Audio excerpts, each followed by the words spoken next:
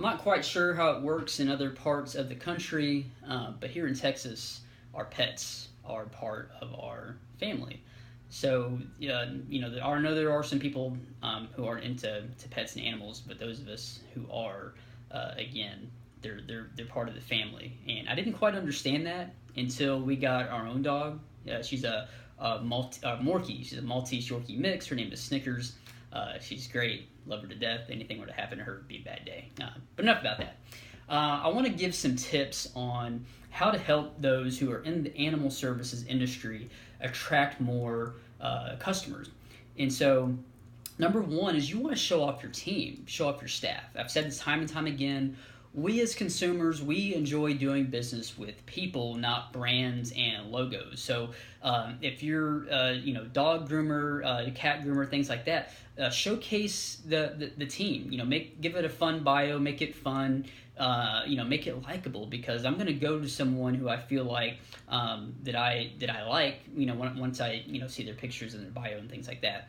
If you're veterinarian, then you also want to showcase those doctors as well, because we're going to put just as much research into finding a doctor for our pets as we are for a doctor for ourselves. And in fact, sometimes in some cases even more research. So we want to feel comfortable with the doctors that we're taking our pets to. So showcase their skills, showcase their bios, etc. Show off the team. Number two is you want to, if you're in a grooming industry, you want to show off your before and after photos. And so if I'm taking our dog Snickers to a dog groomer, I'm going to actually see, what's some of the work they've done, because I want her to look all nice and cute and whatnot. So, always, be sure to check with your customers first before you start throwing out, pictures of their pets on Facebook and Twitter and things like that. But nothing shows off your work like showing off your work. So be sure to take some before and afters if you're in that type of industry. Number three, and this is consistent with all of my videos and blogs, but you want to give away tips. And the easiest way to do this is think about what concerns do animal lovers have, animal owners? What questions do they keep asking you? When's a good time to brush their teeth? How often should we be doing this shot or that shot? Should we be doing the Dremel nails and things of that nature?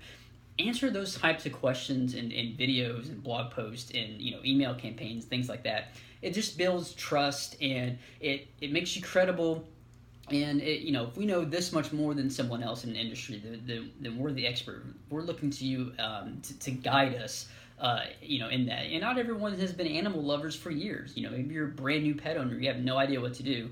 You're relying on these tips to help care for your animals. So keep that in mind as well. Number four, this is my favorite one, is to target the correct audience. I mentioned this before. There are a population that they don't want anything to do with animals. Either they just don't like them, they're allergic, maybe they don't have time to properly care for them. So you don't want to put your messages out there and just broadcast it, because it may not be hitting people who are animal lovers. So one of my favorite things about Facebook is you don't necessarily have to, you can go beyond just geographic location and male or female. You can go into interest. And so you can find someone who lives in the area in which you do business who loves dogs or loves pets or loves birds or whatever the case may be, and you can start to pick out those different interests within the Facebook ads. And again, the key to this whole thing is to get in front of the right people. And so if you're giving this great tip about how to care for your pet, and the person who sees it is in Seattle, Washington, and hates pets, then it's going to fall on deaf ears. So you want to get the targeting down right, and Facebook and other platforms allow you to do this. So I definitely hope this helps if you are in the animal services industry. If you're not, please share this with someone who is. These 4 tips would greatly help them grow their business. Thanks for tuning in.